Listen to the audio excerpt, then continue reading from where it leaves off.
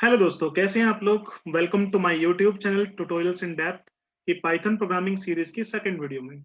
Last video में हमने बात की थी Python history and Python features की। इस वीडियो में हम लोग बात करेंगे पाइथन एप्लीकेशंस की।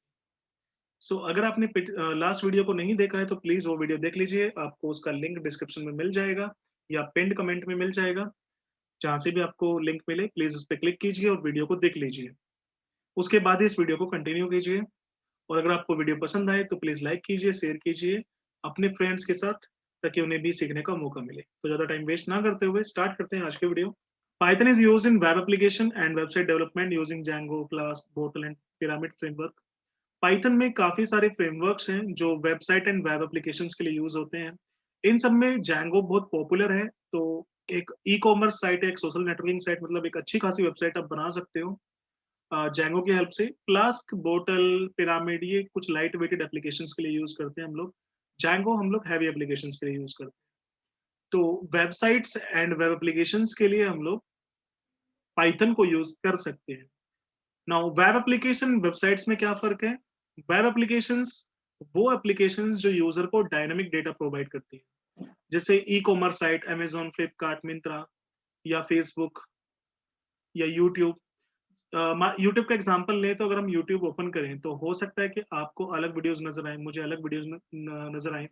ये होता है यूट्यूब आपको ट्रैक करता है कि भाई आपका इंटरेस्ट किस टाइप की वीडियोस को देखने में, तो वो वैसे ही वीडियो आपको सजेस्ट करता है। तो यहाँ पे जो डेटा आपको नजर आ रहा है फेसबुक पे या यूट्यूब पे या अदर सोशल नेटवर्किंग साइट पे, तो वो डायनेमिक है। तो इस तरह की वेबसाइट्स को हम लोग वेबसाइट ना बोल के वेब एप्लीकेशन बोलते हैं। और वेबसाइट्स हम लोग उन्हें बोलते हैं जिनमें हमारा स्टैटिक डेटा होता है।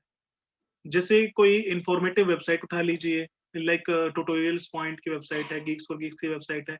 वहां पे जो कंटेंट है वो आपको फिक्स नजर आता है। Okay. Next, Python is used in data science for data visualisation and analysis.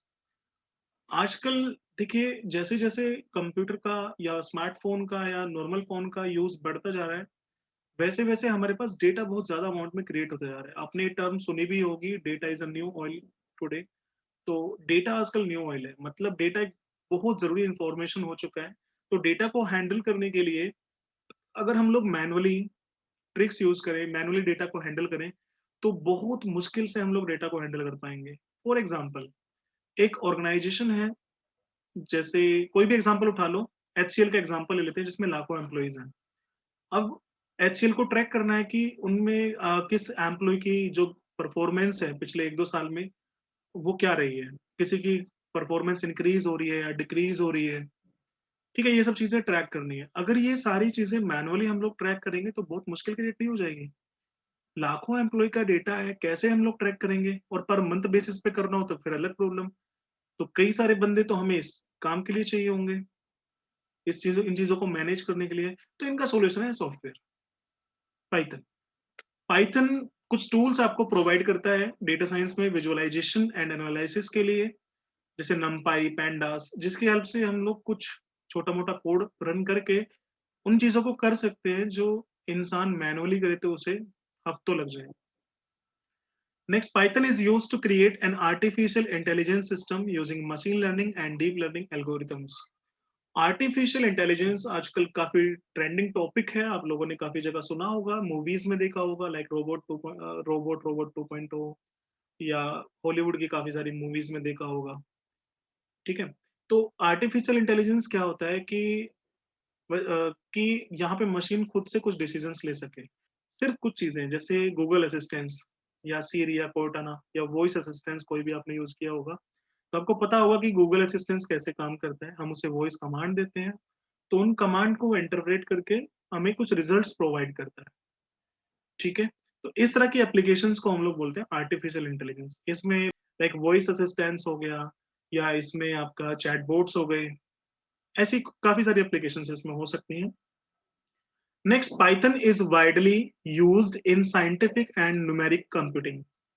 देखिए, आजकल हमें काफी सारी साइंटिफिक एंड न्यूमेरिक कैलकुलेशंस करनी होती हैं, जो इंसान अगर खुद करे तो बहुत मुश्किल क्रिएट होती है। वहीं इन सब के लिए कंप्यूटर अगर हम लोग यूज करें तो काफी बेटर होता है। काफी जल्दी हम लोग कैलकुलेशंस को कर सकते हैं एंड इजीली कर सकते हैं। Next, Python is used in game development using PySoy Pygame library. तो गेम डेवलपमेंट, जैसे जैसे आजकल स्मार्टफोन का यूज बढ़ता जा रहा है, वैसे वैसे आप देख रहे होंगे कि गेम्स भी काफी पॉपुलर होते जा रहे हैं। काफी सारे गेम्स मार्केट में आ चुके हैं, लाइक पबजी या और भी काफी सारे गेम्स हैं। तो पाइथन आपको कुछ मॉड्यूल्स प्रोवाइड करता है, like PySoy and Pygame library. इन लाइब्रेरीज की हेल्प से आप गेम डेवलपमेंट कर सकते हैं। Next, Python is used to develop desktop applications using Tkinter, PyQt and डब्ल्यूएक्स पाइथन लाइब्रेरी। डेस्कटॉप एप्लीकेशन वो सॉफ्टवेयर जो आपकी लोकल मशीन पे इंस्टॉल होते हैं, उन्हें हम लोग बोलते हैं डेस्कटॉप एप्लीकेशंस। तो ये एप्लीकेशंस आपकी पाइथन में हम लोग डेवलप कर सकते हैं यूजिंग किंटर, पाईक्यूटी एंड डब्ल्यूएक्स Python library. Python is widely used in web scraping to pull a large amount of data from website, which can be helpful in various real-world processes such as price comparison, job listings, research and development. देखिए, हम लोग Python की help से websites को scrap कर सकते हैं, मतलब एक वेबसाइट में जितना भी रो इंफॉर्मेशन है उसमें कुछ यूजफुल इंफॉर्मेशन फाइंड आउट कर सकते हैं। अगर वेब स्क्रैपिंग एप्लीकेशन काम ना करे तो फिर प्राइस कंपैरिजन जो वेबसाइट्स होती हैं उनका काम नहीं चलेगा, क्योंकि उन लोगों को मल्टीपल वेबसाइट्स को स्क्रैप करके वहां से इसेंशियल इंफॉर्मेशन निकालना होता है। कुछ और एप्लीकेशंस की बात करें वेब स्क्रैपिंग की, तो मान लीजिए आपको ट्विटर को स्क्रैप करके आज के 10,000 ट्वीट्स को रीड करना है और देखना है कि उसमें ट्रेंडिंग टॉपिक कौन सा है। कुछ इस तरह के एप्लीकेशंस हम लोग बनाते हैं वेब स्क्रैपिंग यूज करके। Python can be used in embedded systems and IoT. Embedded system क्या होते हैं? कुछ home appliances like smart TV या normal TV या washing machine, automatic washing machine या microwave oven या AC का पैनल। तो ये सारी चीजें जो रिमोट से कंट्रोल होती हैं, इन्हें हम लोग एम्बेडेड डिवाइस बोल सकते हैं। या फिर जैसे लिफ्ट होती हैं, या फिर आपके ड्रोन्स होते हैं, कुछ रोबोट्स होते हैं, तो इन्हें हम लोग बोलते हैं एम्बेडेड सिस्टम्स। एंड आईओटी क्या है? इन होम अप्लायंसेस को हम लोग अपने स्मार्टफोन के थ्रू कहीं से भी ऑपरेट कर सके। तो कुछ इस तरह के एप्लीकेशंस को बोलते हैं IoT, means internet of things. Next, Python can be use to develop Android applications using Kivy framework. तो कीवी एक फ्रेमवर्क है, थर्ड पार्टी लाइब्रेरी है ये वैसे। इसकी हेल्प से हम लोग एंड्रॉइड एप्लीकेशन डेवलप कर सकते हैं पाइथन में। तो इस वीडियो में हमने बात की पाइथन एप्लीकेशंस की, कहाँ किस किस फील्ड में पाइथन यूज हो रहा है। लास्ट वीडियो में हमने बात की थी पाइथन की हिस्ट्री एंड फीचर्स की। तो इस वीडियो में हम लोग बात कर चुके हैं एप्लीकेशंस की। अब आने वाली वीडियोस में हम लोग पाइथन का इंस्टॉलेशन देखेंगे, कैसे पाइथन इंस्टॉल करना है, कैसे हम लोग पाइथन के प्रोग्राम को रन करेंगे, और बेसिक स्टार्ट करेंगे हम लोग आने वाली वीडियोस में। So please like this video and share with your friends and non-persons. Please subscribe our channel to support us to make such important and helpful videos. Thank you.